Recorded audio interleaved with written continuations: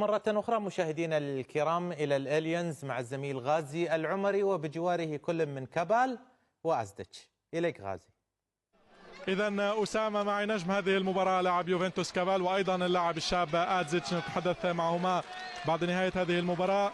كابال كومبليمنتي تهانينا، قدمت مباراة جيدة، رفعة حاسمة وهدف عكسي بانتصار رائع، انتصار ثمين. شكرا جزيلا، شكرا للجماهير التي جاءت إلى الملعب لمساندتنا. نحن نقوم بعمل كبير وأعطونا هذه الثقة، وهذا مهم بالنسبة لنا لأن الموسم طويل والآن علينا أن نكون مهمين لجميع فريق يوفنتوس. من يرفع الكرة، من يمرر، كلنا سعداء مع يوفنتوس. نحن دائما سعداء. أنا جئت هنا لتحقيق حلمي وحققت هذا الحلم، وأقدم كل ما لدي لهذا القميص وأقدم كل شيء ليوفنتوس. شكرا كابال. حظ سعيد. مباراتك الأولى قدمت أداء جيد ودخلت الملعب، يوفنتوس سجل وفاز. مباراة لم تكن سهلة بالنسبة ليوفنتوس الليلة. اليوم ليست مباراة سهلة لأن لاتسيو دافع بشكل جيد،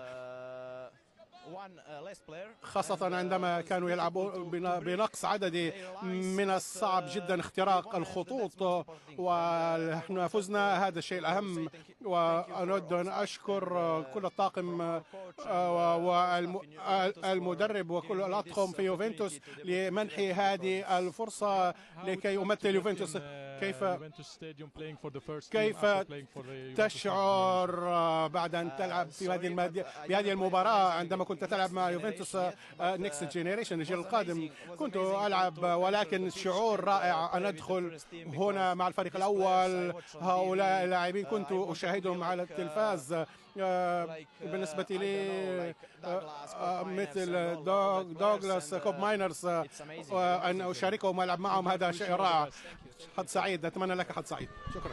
إذا أسامة، كان الثنائي كابال وأدزيتش سعداء بكل تأكيد بهذا الانتصار الذي لم يكن سهل بالنسبة لفريق يوفنتوس في مباراة صعبة أمام لاتسيو العنيد حتى النهاية كان في هذه المباراة.